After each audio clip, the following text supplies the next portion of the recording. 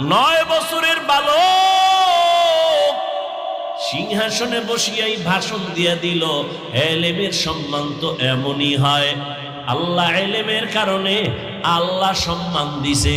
আমার চেহারা টেকনাফের চেয়ারে বসায় নাই।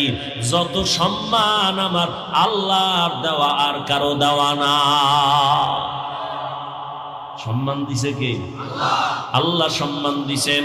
এই কারণে হাজারো মানুষ খাওয়ার চিন্তা নাই, ঘুমের চিন্তা নাই, বসার চিন্তা নাই, যে যেখানে আছে ওইভাবেই আছে, কিং কর্তব্য বিমূঢ় হয়ে আছে।